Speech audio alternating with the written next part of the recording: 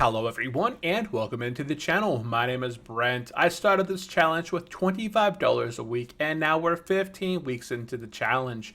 Plus we're hitting all-time highs day after day, week after week. So stick around, we're going to go over the full update in this video. We're going to be covering the SoFi Investing Challenge week 15, tiny deposits, real growth, full transparency. If you guys are brand new here to the channel, I help people build long-term wealth by staying consistent through simplified investing challenges and real transparency. So definitely subscribe to stay consistent and hit that thumbs up button.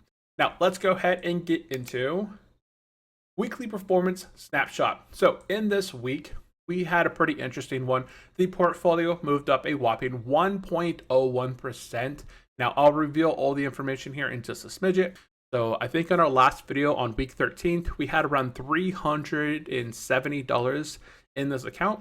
We're now nearly at $500. So we're week 15 in this challenge and we're about to hit, within the next week, we're going to hit $500. So we'll basically be 50% of the way to hitting our goal. Now, if you guys are interested in getting started in your very own journey, you guys can get started with just $25 a week and then create a plan of depositing and investing either $10, $25, $100 a week in order to hit your guys' own challenge. So if you guys would like to join the $1,000 investment challenge, what are you guys waiting for? There is a pinned comment down below. You guys can download the same tracker that I use to kind of keep track of when I'm depositing, how much I'm depositing, how much I'm buying, which what's the price that I'm buying at, and it helps kind of show on a week by week basis, hey, you are making progress towards your goal.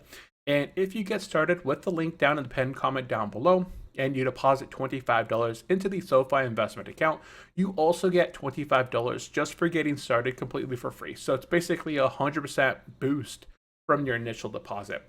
So just wanted to go ahead and cover that. Now, as far as the week 15 progress update, our base investment moved up to $450. So we have deposited $450 into this account. That's our base investment that we've put in.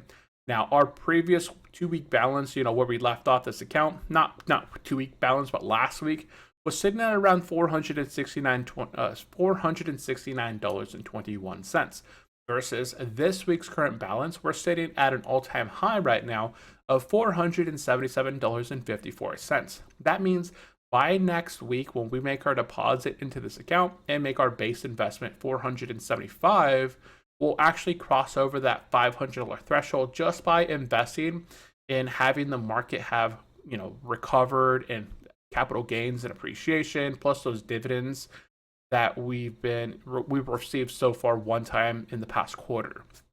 Now, this past week, we purchased 0.042 shares of VU, bringing our previous balance up from 0.76337 to a new grand total of shares at 0.80701. Now, we are roughly 81% of the way to controlling a whole share of VU.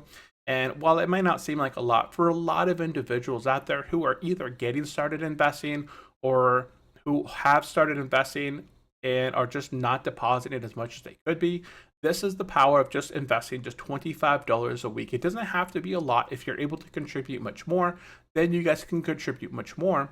But this, for transparency wise, is a really good, easy starting step to do just by investing $25, right? A lot of individuals out there, they invest through their 401ks, Roth 401ks. I would always suggest up to match percentages to put your investment to, right? That's always something I talk with my colleagues at work. They're saying, hey, our work gives us a 5% matching bonus. Essentially, if you put in 5% of your paycheck, they're going to match you that 5%. That's basically just free money who are investing through their work retirement plan. So we already kind of covered a lot of the information here. So we'll go ahead and look at the last bit here. So our progress towards our goal, our investment or our portfolio is sitting at $477.54 out of our goal target of $1,000. So that means that we're 47.75% of the way there to reaching our goal. So that is a pretty good amount, right? So like I'm saying, next week, we're going to be breaching that $500 point and we'll be over 50% of the way there. So roughly, I was expecting us to hit the week 40 by investing, by depositing $25 a week over a 40-week period, that would hit $1,000. But because we have capital gains, dividends, and compact appreciation, it all begins to compound and move a little bit further faster. So we may actually hit our goal of $1,000 somewhere around potentially like week 30 to week 35. So we'll cut off anywhere from 5 to 10 weeks from this challenge just by having invested in it versus, deposited into a Chase bank account where it earns 0.01% or any of those other, brick and mortar style businesses, banks and credit unions. It's much better off to either not always have it directly invested into the market, but have it deposited into a high yield savings account. Now, as I had said, there are other high yield savings accounts. If you don't feel comfortable investing your money, right, then you guys can always use Ally Invest. You guys can use SoFi for their benefits. I think it's around a 3.8% yield. Ally's around a 3.6.